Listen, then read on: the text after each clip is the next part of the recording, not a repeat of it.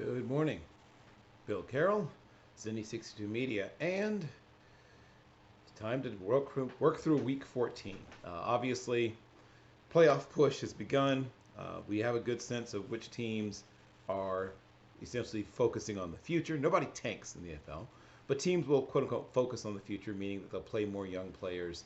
They'll look differently at what they're trying to accomplish for the next few weeks. Players and coaches never think about losing a game they could possibly win. It's just not in the mindset of the kind of competitors you're going to find at this level. So you ever hear teams tanking? Organizations can shift to looking towards the future, but I promise you, nobody will tank. Okay, let's get to it.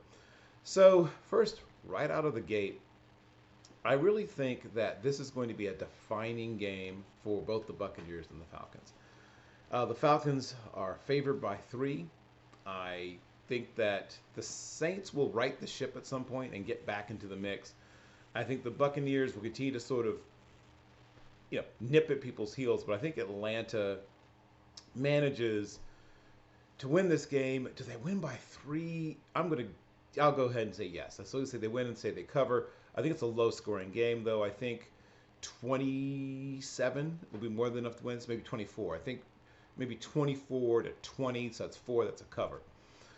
Then that brings us to Lions-Bears, one of the oldest rivalries. I think the 3rd oldest continuous rivalry in the NFL. And Jared Goff had some trouble, right, in the last game. The Bears managed to survive the Vikings. And I do believe that the Lions survived this one as well, but I think it's going to be a very close game. I don't think they're going to win this by a lot of points. I think that they do cover the 3, and I think they might even, win by maybe even as much as a touchdown. But I think it's a slightly higher scoring game. I think both offenses look good in this game. I'm thinking it's going to take at least 30 points to win it. So let's say 30-24. So 6 points, is a cover, or it should be. If you see the Lions by, I guess there's people out there saying the line is higher. So if you see like 8, take the Bears. Bengals Colts. Once again, the Bengals are better than people think. They're not just Joe Burrow. Jake Browning's proving that. However, I think the Colts find a way to sneak out a very close. I think maybe a 1-point win. So if you see the Bengals as a favorite, take the Colts. The Colts are a slightly better defense than people believe. They're right up there in sacks. I think Browning's going to get knocked around a little bit. I think he'll play well, but I think at some point maybe somebody will force a strip sack, fumble, something like that salts it away. So I think it's very close, like 31. No, it's too high. I think probably 27 points wins this game. So I'm going to say 20. No, not even 27. I'm going to go low, slightly lower. I'm going to say 24-23. 1-point win for the Colts. Jaguars Browns. This is a game that's gone back and forth in my mind. I'm going to go Browns. If C.J. Beathard is out there, I don't see any way for the Jaguars to win. If somehow Lawrence takes the field, he's going to be out there on an ankle that's absolutely killing him. If he finds a way to gut through that, first of all, kudos. Second of all, I still like the Browns by 3. I think they cover the 3. This is a huge game for the Saints, and I can't believe, they can't beat the Panthers. I think they beat the Panthers. I think they beat them by 10. If you see a line anywhere less than 10, push all the chips to the middle of the table. But I think this is a 2-score win for the Saints. I think it's what they call a get-right game for them. Brings us to Texans versus Jets. Fascinating game. The quarterback battle, people use the term quarterback battle. It's not a thing, right? We'll have to say it, but it doesn't exist. Quarterbacks see each other maybe twice. They, maybe pregame, maybe shake hands after the game, maybe, they have the same agent, something like that, so they know each other already. But there's no way on God's green earth that I can possibly pick a team that's going to be led by either Trevor Siemian or Tim Boyle's gone. So it's either Zach Wilson or Trevor Siemian. And I can't believe I'm saying this, but Zach Wilson gives them a much better chance to win. I can't believe they're not going to play Zach Wilson. Plus, don't you really want to see what you have in him, or maybe showcase him if you're trying to trade him? But whatever. I don't understand what the Jets are doing. Either way, Texans.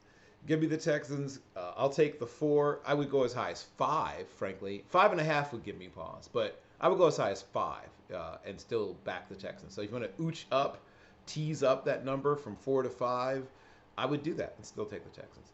Ravens, Rams, Ravens. Ravens are one of the best teams in football. They're one of the most balanced teams in football. Uh, I think they win this. Not a blowout, but 10. I can see this being a 10-point win. And if you're getting 7, hammer. Hammer the Ravens. The Vikings Raiders, another fascinating game. Now, we all knew that Joshua Dobbs was not going to continue to play at the last year level of Geno Smith, where it's like, oh my gosh, you know. But he's somewhere between what we saw him doing sort of surprisingly and what we saw last week. He will rebound and be solid this week.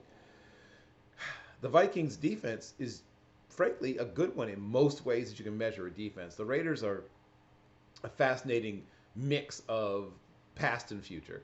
I'm going to back the Vikings in this especially if they're getting 3 to 5, right? I think they're going to cover 3 to 5. So if it's anything under 5, hammer the Vikings. But the Raiders will make this tough. I think it'll be about a 28-23 kind of game. And that brings us to 49ers Seahawks. I think the Niners will win this game. Watch out for the Seahawks to make this an absolute dogfight. If you see a big line, if you see, 10.5, I like the 49ers, a good team, but if you think they're going to beat the Seahawks, who are a division rival, by 10.5, I mean, more power to you. I would stay the heck away from that. So if the line is 10.5, I'm taking the Seahawks. If the line is anything under 10, I'm taking the 49ers. I like the Chiefs a lot in the Chiefs-Bills game. I think I don't want to say get right, that's sort of an exaggeration, but I think a lot of the things you were worried about with this team will start to look good. I think that if you're getting anywhere under 4, you hammer the Chiefs, and the Chiefs win this game by at least 4. I think that, once again, people try to make it about the quarterbacks. I think it'll really be about the secondaries. And the Bills used to be the strength of this team, but I think their secondary is beginning to wear down, break down. Combination of age and injury has made this a slightly different secondary than it was a few years ago. And some of the young players are still going through growing pains. I really do like the Chiefs.